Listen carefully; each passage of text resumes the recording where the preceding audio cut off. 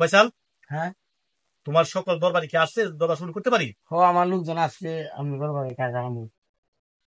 মুর্শেদ ভাই, হ্যাঁ, আরম্ভ করেন। আরম্ভ করতাম। হ্যাঁ, আরম্ভ করেন। আচ্ছা, ধন্যবাদ। আজকে আমরা এখানে যে আলোচনা সভা স্বামী শেখ বাদী হচ্ছে আমাদের ফয়সাল ভাই, তাই না? আর বিবাদী হচ্ছে আমাদের ছাতা মুরব্বী মুকলেল ভাই। যাই হোক, আপনাদের সকলের সম্মতিক্রমে আমি আজকে যেহেতু দরবারের একটা সিস্টেম আছে, সবার আগে একজন সভাপতি নিয়োগ দিতে হয়। তো আপনাদের সবার সম্মতিক্রমে আপনারা যদি আর্জি দেন, তাহলে আমি আমাদের অত্র এলাকার জিয়া মেম্বারকে আজকে দরবারে সভাপতি হিসাবে নিয়োগ দিতে চাই। আপনারা কি একমত আছেন কি? একমত। ঠিক আছে, আমরা সবাই একমত। তাহলে শুরু করেন আপনি দরবারের কাজ। যাক, ধন্যবাদ। সম্মানিত উপস্থিতি, তো আমার মুরব্বিয়ান, আসসালামু আলাইকুম। তো দরবারে একটি সিস্টেম আছে, তো আপনারা যাদের একটা দরবারে সকলের কথা বলার অধিকার থাকে, সকলেই কথা বলতে পারবে, কিন্তু কথা বলতে গেলে সভাপতির অনুমতি ক্রমে কথা বলতে হবে, অনুমতি না থাকে। তো সভাপতি অনুমতি ছাড়া আপনি কথা বললে দরবার একটা হেলোমেলো হয়ে যাবে, তাই তো সভাপতির অনুমতি নিয়ে কথা বলবেন। তো ফয়সাল, হ্যাঁ, আপনার ছেলের কি সমস্যা একটু বিস্তারিত সমস্যা বলেন। হচ্ছে 2 মাস হচ্ছে আমার ছেলেকে বিয়ে করাইছি। বউ বেড়ানির জন্য বাড়িতে আসছে, 1 সপ্তাহ কথা বলে। 1 সপ্তাহ হইলো, আমি আইলাম আর বিয়ের কাছে। আসার পরে উনি বলতেছে, মেয়ে দিবে না এটা। তো বলে যাইবো না, হ্যাঁ। 2-4 দিন পরে যাইব। আচ্ছা ঠিক আছে, শুরু মানুষ, কিছুদিন তা হোক, 2-4 দিন পরে আমি আয়া নিয়ে যাই, না নাহলে আপনি নিয়ে যাইবেন। এইভাবে কথাবার্তার পরে এখন আজকে 1 মাস হয়ে গেছে।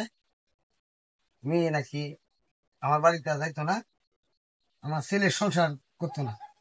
ছেলে কি জন্য করতো না, এই জন্য আজকে আপনাদের সকলকে নিয়ে বসা। আপনারা যেমন ভালো হয়, এমনি সুস্থ একটা ফাইসালা দিবেন, আমি আশাবাদী। কারণ দুজনের এই মান সম্মান আছে, এই জন্য আপনাদের কাছে আশাবাদী, মানে একটা সুন্দর একটা ফাইসালা দিবেন।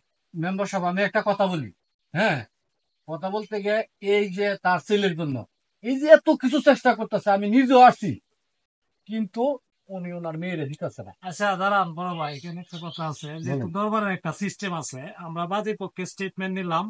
এখন উচিত হচ্ছে বিবাদী পক্ষের কথার আগে শুনি, শোনার পরে আমরা একটা সিদ্ধান্ত নিই। নিবেন, ঠিক আছে, কিন্তু সহজ সরল লোক। ঠিক আমি আছে, বলতে পারি না।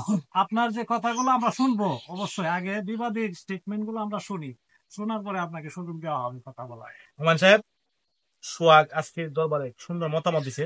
দরবারে একটা সিস্টেম আছে, সিস্টেম মতে যাইতে হবে। আমরা বাদীর বক্তব্য শুনছি, এখন বিবাদীর বক্তব্য শুনবো। তারপর যদি আপনার পয়েন্ট অফ অর্ডার কোনো কথা বলতে চান, তাহলে অনুমতি সাপেক্ষে আপনি কথা বলবেন, আপনাকে সুযোগ দেওয়া হবে। তো আজকে দরবারের বিবাদী মুকলেশ ভাই, আপনার এই সবসময় সত্য কথা বলার চেষ্টা করবেন। সত্য কথা বলে আমরা আসছি, আমরা আমরা সকলের জন্য আসছি, দরবার যেন সুষ্ঠুভাবে শেষ করতে পারি। সংক্ষিপ্ত আর একটা বক্তব্য দেয়। হ্যাঁ, হ্যাঁ। ঠিক আছে, ধন্যবাদ সভাপতি সাহেব, আপনি অনুমতি দিচ্ছেন, আমি কথা বলি। বিয়ে কিন্তু বিয়া দেওয়া হয়েছে ঠিক, আত্মীয় ঠিক, সবকিছু ঠিক, লোক ভালো, আমার চরিত্র ভালো না, মেয়েরে মারপিট করে যৌতুকের টাকার জন্য, অনেক কিছু করে। আজকে 2 মাস হয়েছে বিয়ে হয়েছে, 2 মাস পরে অন্তত প্রায় 30 দিন আমার বাড়িতে যাবো, বলে টাকা দিতে হইব, যৌতুকের টাকা দিতে হইব। কিন্তু আমার বিআই সাহেব উনি, ওনারে আমি কোনোদিন খারাপ মনে আমি দেখি না, আগেও দেখছি না, এখনো দেখি না। উনি খুব ভালো মানুষ, ওনার ছেলে ভালো না। আমি একটা ভুল করছি, আসলে বিয়েটা দিয়ে। এখন আপনারা সকলে উপস্থিত আছেন, চিন্তা ভাবনা করে দেখেন কি করলে ভালো। আচ্ছা যাক, আমরা উভয় পক্ষের স্টেটমেন্ট শুনলাম। বাদী বলে গেছে যে উনি 2 মাস হচ্ছে মেয়েরে বিয়ে করে আনিছে, তারা ভালোভাবে সংসার করতেছে। অথচ বিবাদী বলে গেছে কি, মেয়ের বাবা মেয়েরে 2 মাস বিয়ে দেওয়ার পরে ছেলের মাঝে অনেক সমস্যা, ছেলের মাঝে অনেক সমস্যা, তারপরে এই মেয়ের টর্চারিং করে বিভিন্ন ভাবে, স্বর্ণ আনার জন্য, টাকা পয়সা আনার জন্য বাপের বাড়িতে ছেলে নিশাগ্রস্ত বোঝা যাচ্ছে। তো এই অবস্থা, এই আপনি কি সমস্যা ছিল কথা বলবেন? আমি অবশ্যই কথা বলবো। আমার তো শুনেন, এই যে মেয়ে ছেলের বাপ, সে তো কিছু জানে না, একবার সহজ সরল। এরা যে বলতেছে যে মেয়েটা আসলেই খারাপ, বুঝছেন, আমি আমি অনেক মেয়েরা বুঝাইছি যে ছেলে মানুষ অনেক কিছুই করতে পারে, কথাটা বুঝছেন। ছেলে মানুষ কাজ করবে, অনেক কিছুই করতে পারে, অনেকে অনেক সময় অনেক কিছু বলে, বলার পরে অন্য মানুষের কথা শুনে ছেলেদের যে টর্চারিং করে, যে করে, এটা আপনার বুঝার মতো কোনো ভাষা নাই। মানে মেয়ে ছেলের টর্চারিং করে। ছেলেদের টর্চারিং করে, কিছু বললে বলে যে যৌতুকের জন্য করতে মামলা করবো, এই করবো, সেই করবো, সে আসে না। সে আমার মনে হয় যে পরকীয় লিপ্ত আছে, আমার যেটা মনে হয় আর কি দাঁড়ানো। আচ্ছা যাক, আপনারা কথা শুনলাম, দাদি বিবাদী উপের কথা শুনলাম। এখন আমি দুই পার্টিরই জিজ্ঞাসা করছি, আপনারা এক এক করে জিজ্ঞাসা করি। আপনি তো মেয়ের বাবা, এই পরিস্থিতিতে আপনি বলতেছেন যে ছেলে নেশা করে টাকা চাকরি দেয়, এই অবস্থা থেকে আপনি মেয়ের সংসার করাবেন নাকি করাবেন?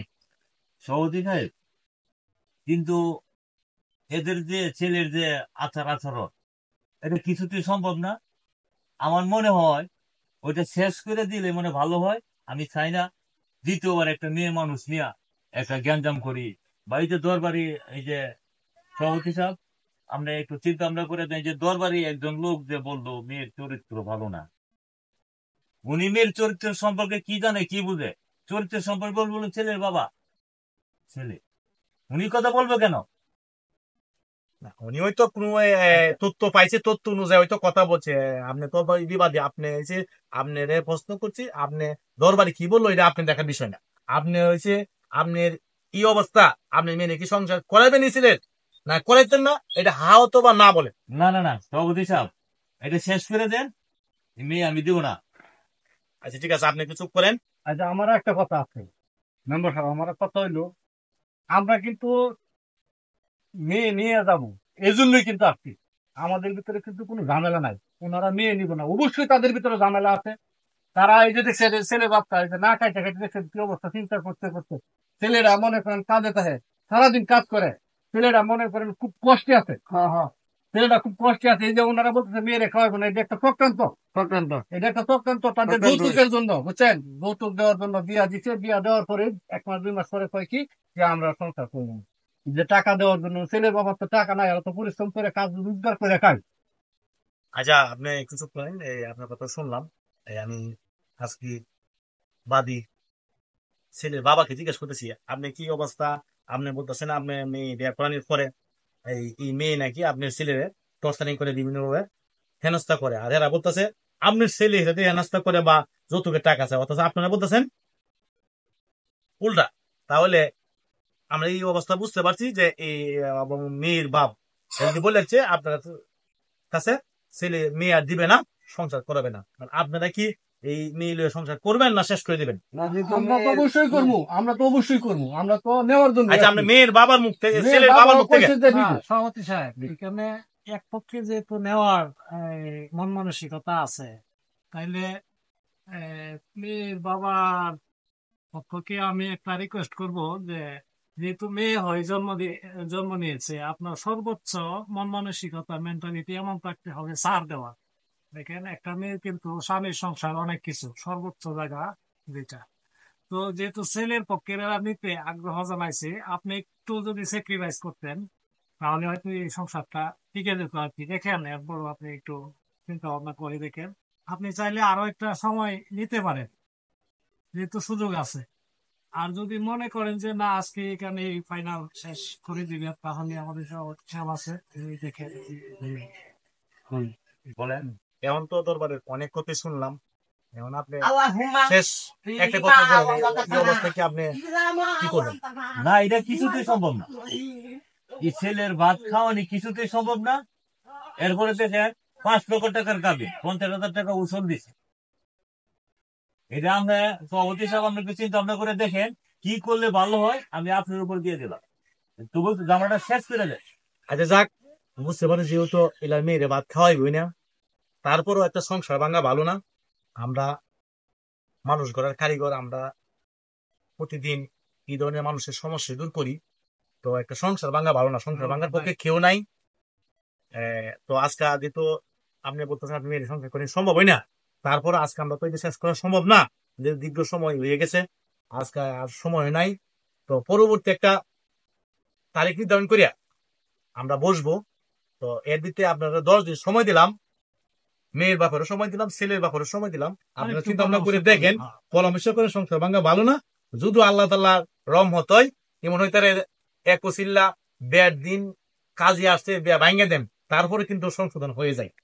তো যাক, আমরা হিদি আজকে যাবো না, তো আমরা পরবর্তী একটা ডেট করব। তো আজকার কথা না বাড়িয়ে হ্যাঁ। দরবার আজকের মতন এখানে সমাপ্তি ঘোষণা করছি। আর আমি কথা বলতে গিয়ে যদি কোনো ভুল ত্রুটি হয়, আসলে দরবার করতে গেলে অনেক কথা বলতে হয়, হ্যাঁ, কথা বলতে ভুল ত্রুটি হয়ে যায়। যদি আমার কোনো ভুল ত্রুটি হয়, অবশ্যই ক্ষমার দৃষ্টি দেখবেন। সকলকে ধন্যবাদ জানিয়ে আজকের মতন এখানে দরবার শেষ করছি। আসসালামু আলাইকুম ওয়া রাহমাতুল্লাহি ওয়া বারাকাতুহু। ঠিক আছে। ঠিক আছে, চলেন, আসসালামু আমাদের আরো একটা দরবার আছে। আরেকটা দরবার শেষ হয়ে গেল। আমার সাহেব, আচ্ছা, ভালো থাকেন। ঠিক আছে।